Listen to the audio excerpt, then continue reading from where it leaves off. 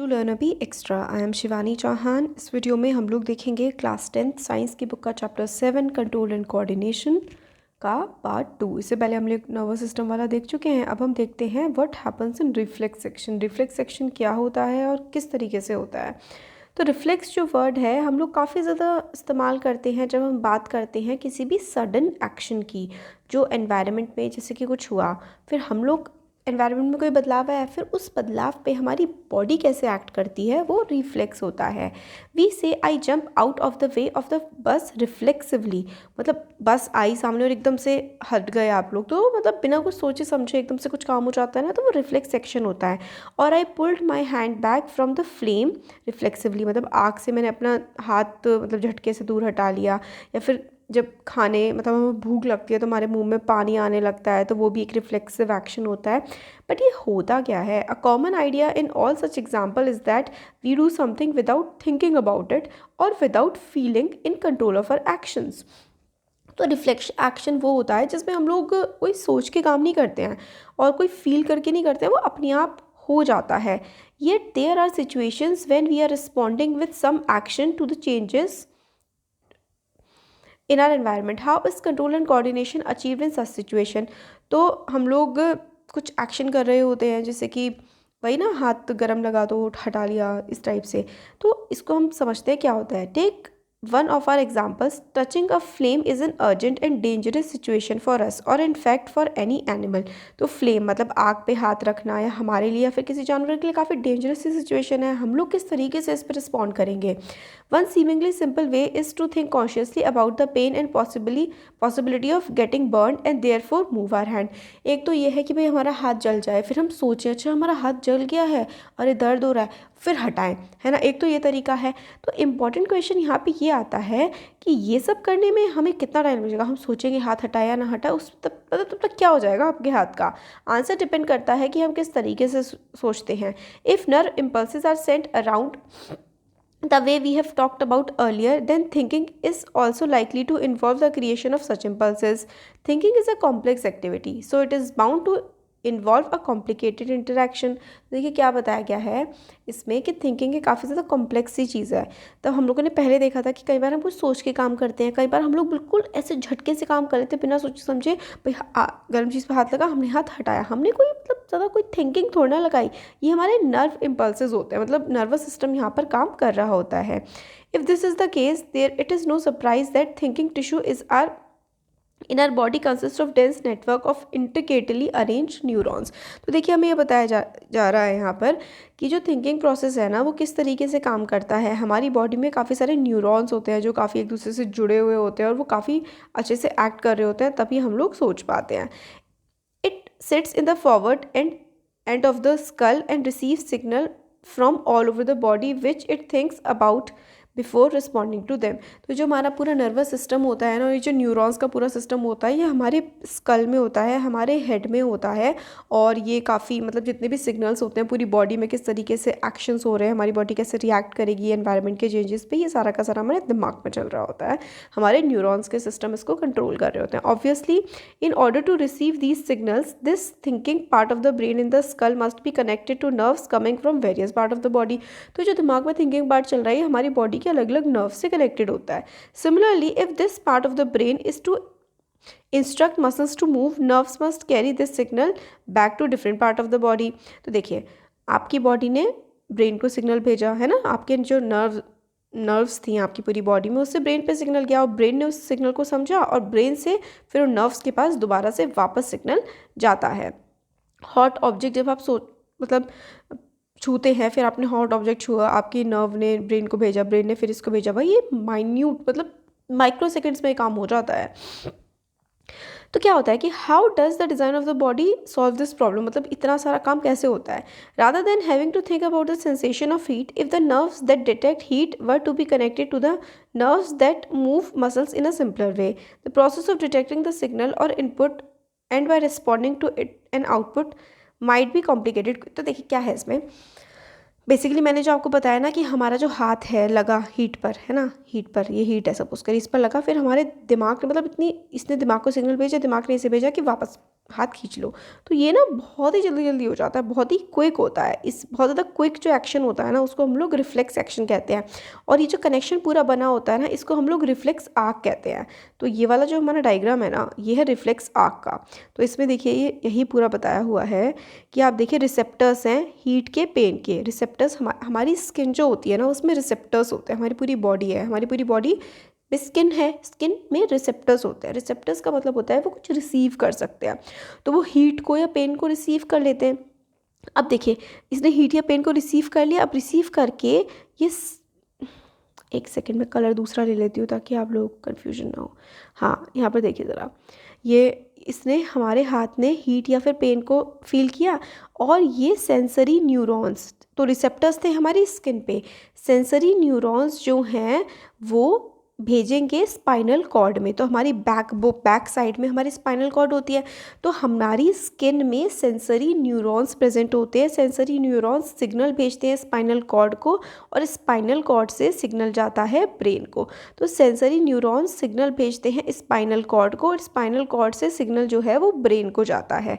अब ब्रेन को सिग्नल चला गया, अब ब्रेन से जो वापस सिग्नल जाता है, यहाँ पर देखिए एक और होते हैं रिले न्यूरॉन। रिले न्यूरॉन होता है, रिले न्यूरॉन, ठीक है। एक और फिर ब्रेन से जो सिग्नल है वो मोटर न्यूरॉन पे जाता है और मोटर न्यूरॉन से वो इफेक्टर मसल होती है आर्म में, और आर्म जो है वो अपना हाथ मतलब हाथ वापस खींच लेती है। तो बेसिकली हमारे जो हाथ में रिसेप्टर्स होते हैं, रिसेप्टर्स सेंसरी न्यूरॉन को सिग्नल भेजते हैं। सेंसरी न्यूरॉन से जाता है स्पाइनल कॉर्ड में, central nervous system. Spinal cord जो है ना उसको हम लोग सेंट्रल नर्वस सिस्टम भी बोलते हैं। तो सेंट्रल नर्वस सिस्टम में जाता है, सेंट्रल नर्वस सिस्टम से ब्रेन में। अब ब्रेन से फिर आता है हमारा जो ये रिले न्यूरॉन, रिले न्यूरॉन से फिर यार मोटर न्यूरॉन, फिर मोटर न्यूरॉन से इफेक्टर पे जाता है और इफेक्टर हमारा जो है हाथ उससे पीछे खींच लेता है। अब यहाँ पर हम इसको देख लेते हैं रिफ्लेक्स आर्क क्या होता है। तो where should such reflex arc connections be made, input nerve and output किस तरीके से होता है ये हमने देख लिया है। अब यहाँ पे पूरा पढ़ लेते हैं। The best place of course would be at a point where they first meet each other. तो मतलब रिसेप्टर था, ठीक है, रिसेप्टर के बाद उसने फिर इफेक्टर आया, तो भैया कहीं पर तो मीट करते होंगे ना, कहीं पर तो मिलते होंगे।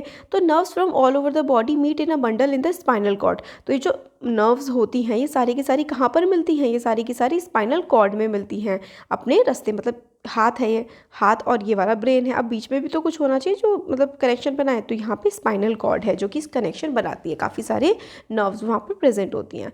तो स्पाइनल कॉर्ड होती है। तो they first meet each other, nerves from all over the body meet in a bundle, इकट्ठा होकर के स्पाइनल कॉर्ड में मिलती हैं ब्रेन में जाने से पहले। Reflex arc are formed in the spinal cord. तो रिफ्लेक्स आर्क जो पूरा ऐसे करके आर्क सा बनता है, इधर से जा रहा है उधर से आ रहा है, ये बनता है स्पाइनल कॉर्ड में। Although the information inputs also goes on to reach the brain. तो स्पाइनल कॉर्ड में बंडल बनता है और फिर इन्फॉर्मेशन ब्रेन में पहुंच जाती है। Of course arcs have involve in animals because the thinking process of the brain is not fast enough. In fact, many animals have very little or none of the complex neuron network needed for thinking. तो देखिए जैसे humans में होता है बहुत सारा complex neuron system होता है, ऐसा बाकी एनिमल्स में भी होता है, बट इतना ज़्यादा कॉम्प्लेक्स नहीं होता है, तभी तो वो ज़्यादा सोच नहीं पाते हैं। If it is quite likely that reflex arc have evolved as efficient ways of functioning in the absence of true thought processes. तो मतलब थॉट प्रोसेसेस अगर नहीं चल रहा है तो देखिए जो न्यूरॉन सिस्टम है ना यहाँ पे हमें ये समझाया गया है कि ह्यूमंस में काफ़ी ज़्यादा इफेक्टिव होता है, बाकी सारे एनिमल्स में इतना इफेक्टिव नहीं होता है। However even after complex neuron networks have come into existence, reflect arc continue to be more efficient for quick responses. तो देखिए इसमें ये बताया गया है कि अगर बहुत ज़्यादा कॉम्प्लेक्स सिस्टम आ भी जाए ना हमारी बॉडी में, बहुत ही कॉम्प्लेक्स न्यूरॉन सिस्टम आ जाए, फिर भी रिफ्लेक्स आर्क जो है वो काफ़ी ज़्यादा एफिशिएंट रहेंगे क्विक रिस्पॉन्सेस को शो करने में। तो बेसिकली इसमें हमें सिर्फ ये वाली जो चीज़ है ना, यहाँ पर ये क्या होता है, ये रिसेप्टर होते हैं, फिर सेंसरी न्यूरॉन से जाता है स्पाइनल कॉर्ड में मिलता है, फिर ब्रेन को सिग्नल जाता है, फिर मोटर न्यूरॉन कहती है इफेक्टर सेल से कि भाई हाथ पीछे खींच लो। यही होता है रिफ्लेक्ट आर्क, और ये आपको एग्जाम में बनाना होता है, अच्छे से याद कर लीजिए। अब आता है ह्यूमन ब्रेन। तो देखते हैं, if reflex action the only function of the spinal cord का क्या सिर्फ रिफ्लेक्स एक्शन देखना ही फंक्शन होता है? ऑब्वियसली नॉट यार। Since we know that we are thinking beings, हम लोग सोचने वाले है ना, सोचते हैं human. Spinal cord is made up of nerves which simply which supply information to think about. क्योंकि ये जो सेंसरी न्यूरॉन, मोटर न्यूरॉन है ना, और इफेक्टर, ये सारा का सारा लूप बनता है स्पाइनल कॉर्ड में। तो थिंकिंग इन्वॉल्व्स, तो ये स्पाइनल कॉर्ड ब्रेन को सप्लाई करती है information. Thinking involves more complex mechanism and neural connections. तो थिंकिंग में आपको बहुत ज़्यादा कॉम्प्लेक्स न्यूरल कनेक्शंस बनते हैं। These are concentrated in the brain which is the main coordinating centre of the body. तो जो ब्रेन है ना, वो होता है मेन कोऑर्डिनेटिंग, सारी की सारी बॉडी में क्या चल रहा है सबका कोऑर्डिनेशन आपका दिमाग कर रहा है। The brain and spinal cord constitute central nervous system. तो ये चीज़ इंपॉर्टेंट है, आप लोगों से 1 नंबर के क्वेश्चन में पूछा जा सकता है कि सेंट्रल नर्वस सिस्टम क्या होता है। तो brain and spinal cord constitute central nervous system. तो ब्रेन और स्पाइनल कॉर्ड मिला करके सेंट्रल नर्वस सिस्टम बनाते हैं। They receive information from all part of the body and integrated. तो ब्रेन और स्पाइनल कॉर्ड पूरी बॉडी से इन्फॉर्मेशन लेते हैं और उसको मिला करके फिर उससे सॉल्यूशंस निकालते हैं भाई। We also think about our actions. हम लोग एक्शंस के बारे में सोचते हैं क्या क्या हम करें। Writing, talking, moving a chair, clapping at the end of program are examples of voluntary action which are based on deciding what to do next। तो कुछ actions होते हैं voluntary और कुछ action involuntary भी होते हैं। तो voluntary action वो होते हैं जो आप लोग सोच समझ के करते हैं। जैसे कि आप लोग लिख रहे हैं, आपको सोच के लिखेंगे कि कोई प्रोग्राम एंड हो गया है, उसके बाद आप लोग को क्लैपिंग करनी है। तो ये सारे के सारे voluntary actions होते हैं। So the brain also has to send messages to muscles. तो ब्रेन को अभी कोई वॉलेंटरी एक्शन है, आपने पहले दिमाग में सोचा, फिर उसके बाद आपका दिमाग ने सिग्नल भेजा आपके दिमाग ने कि भाई मसल्स ये काम कर दो। The communication between central nervous system and the other parts of the body is facilitated bye peripheral nervous system. तो सेंट्रल नर्वस सिस्टम में क्या है, ब्रेन और स्पाइनल कॉर्ड, और पेरिफेरल जो बाहर वाला दूसरा सेंट्रल के पास जो दूसरा नर्वस सिस्टम उसका टाइप है वो है पेरिफेरल नर्वस सिस्टम। और पेरिफेरल नर्वस सिस्टम में क्या क्या होता है, क्रेनियल नर्व्स होती हैं arising from the brain and spinal nerves arising from the spinal cord. तो ये तो सिंपल है ना, जो पेरिफेरल नर्वस सिस्टम है उसमें स्पाइनल नर्व्स होती है और क्रेनियल नर्व्स होती हैं। क्रेनियल नर्व्स कहाँ से आती हैं, ब्रेन से अराइज होती है, और स्पाइनल नर्व आती है स्पाइनल कॉर्ड से। The brain thus allow us to think and take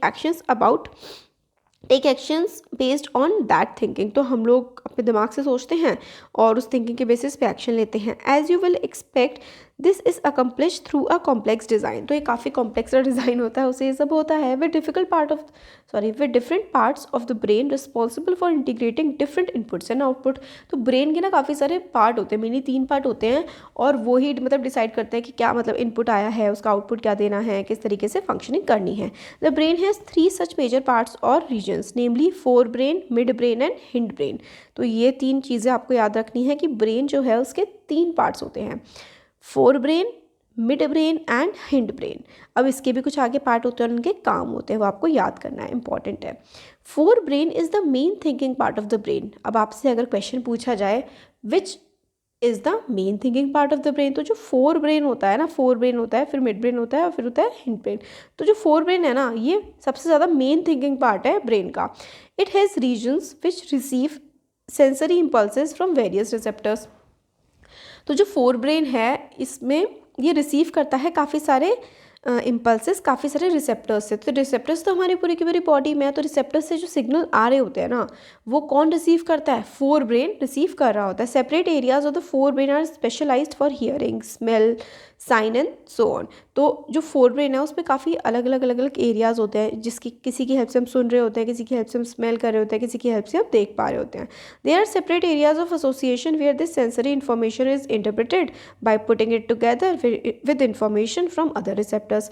तो फोर ब्रेन में ही काफ़ी अलग अलग पार्ट्स होते हैं, काफ़ी सेपरेट एरिया होते हैं जो एसोसिएट होते हैं। काफ़ी देखिए अलग अलग पार्ट्स होते हैं हमारे ब्रेन के, अलग अलग एरिया में, जो कोई पार्ट हियरिंग के लिए रिस्पॉन्सिबल होता है, कोई स्मेल के लिए, कोई साइट के लिए। कुछ अलग अलग पार्ट्स होते हैं जो इंटरप्रेट कर रहे होते हैं भाई चीज़ों को कि क्या सब चल रहा है, सारी इन्फॉर्मेशन को साथ में रखते हैं और उसको समझने की कोशिश करते हैं जो पूरे रिसेप्टर से आ रही होती है, as well as with information that has already stored in the brain.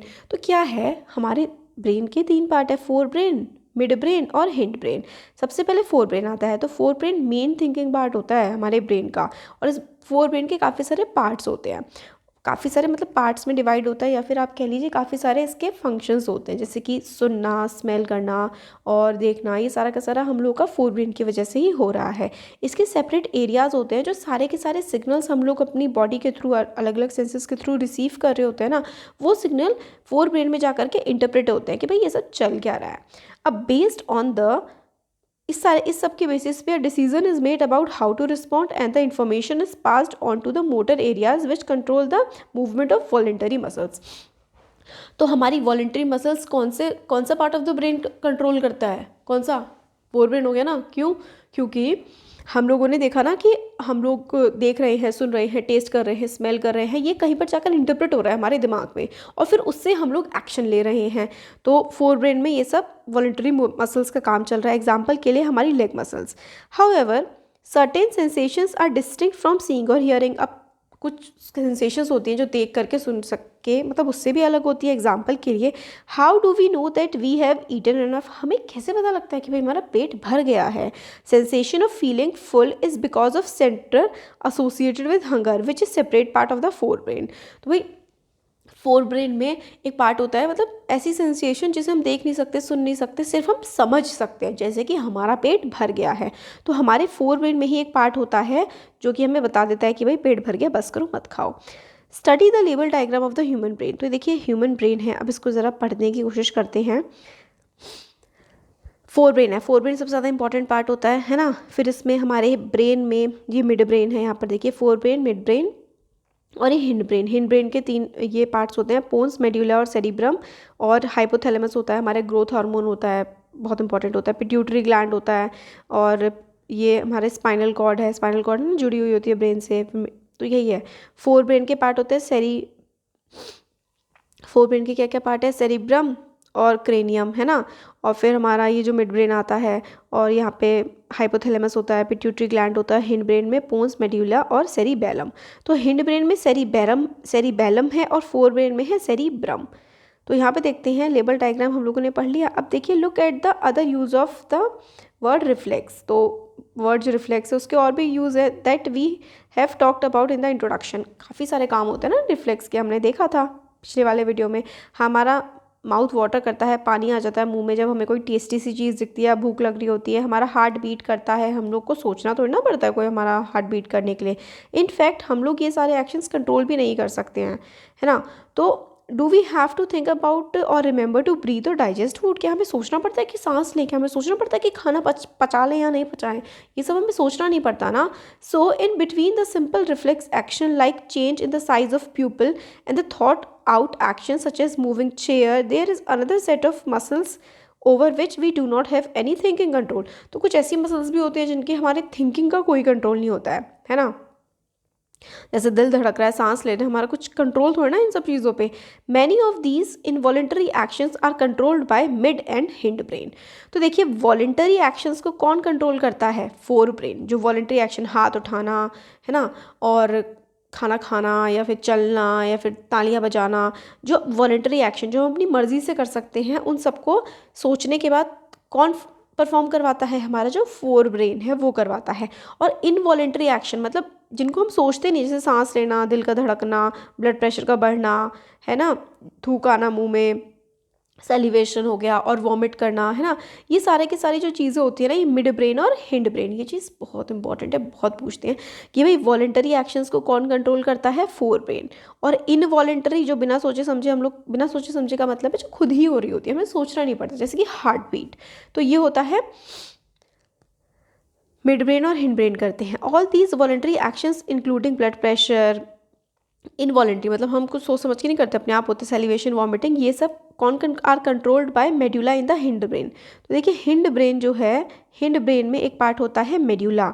यहाँ पे हमने देखा था ना, यहाँ पर देखिए, हिंड ब्रेन में जो मेड्यूला होता है, मेड्यूला, हिंड ब्रेन का मेड्यूला इनवॉलेंटरी एक्शंस को हमारे कंट्रोल कर रहा होता है। ये इंपॉर्टेंट है। हिंड ब्रेन का जो मेड्यूला होता है वो इनवॉलेंटरी जैसे कि दिल का धड़कना, सांस लेना, ये सारे की सारी चीज़ों को कौन कंट्रोल कर रहा होता है? हिंड ब्रेन का मेड्यूला। ये चीज़ इंपॉर्टेंट है, बहुत इंपॉर्टेंट है, बहुत याद रखिए ज़रा। तो यहाँ पर हिंड ब्रेन का जो मेड्यूला होता है वो इनवॉलेंटरी जो हमारे एक्शंस होते हैं उनको कंट्रोल कर रहा होता है। थिंक अबाउट एक्टिविटी जैसे कि वॉकिंग स्ट्रेट लाइन में, या फिर बाइसाइकिल चलाना, या फिर पेंसिल उठाना, ये सारे के सारे कैसे हो पा रहे हैं? These are possible due to part in the hind brain called cerebellum. तो हम लोग बिल्कुल स्ट्रेट चल पाते हैं, बाइसाइकिल राइड कर पाते हैं, फिर पेंसिल को उठा पाते हैं, ये हमारे हिंड ब्रेन में एक पार्ट होता है सेरिबेलम, उसकी वजह से। It is responsible for precision of voluntary actions and maintaining the posture and balance of the body. अब ये चीज़ भी बहुत इंपॉर्टेंट है, बहुत बहुत बहुत। मार्क कर लीजिए, स्टार मार्क कर लीजिए, वेरी इंपॉर्टेंट लगा लीजिए, बहुत पूछा जाता है कि हमारी बॉडी का जो पोस्चर हम मेंटेन कर पाते हैं वो, और प्रिसीशन से, बहुत ही ध्यान से कोई काम कर पाते हैं, वो किस वजह से? वो हमारे हिंड ब्रेन का पार्ट होता है सेरिबेलम। सेरिबेलम होता है हमारे हिंड ब्रेन का पार्ट, उसकी वजह से हम लोग अपने बॉडी के पोस्चर को मेंटेन कर पाते हैं। बॉडी के पोस्चर को मेंटेन किससे कर पाते हैं? हिंड ब्रेन का पार्ट होता है सेरिबेलम। और हमारे जो इनवॉलेंटरी एक्शंस होते हैं उनको कौन कंट्रोल करता है?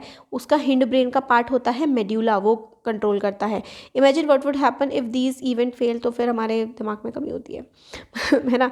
तो देखिए इंपॉर्टेंट चीज़ है कि मेड्यूला क्या करता है, हमारे हिंड ब्रेन में जो होता है वो ये ब्लड प्रेशर और इनवॉलेंटरी एक्शंस को कंट्रोल करता है, और सेरिबेलम जो है वो हमारे बॉडी के पोस्चर को कंट्रोल करता है।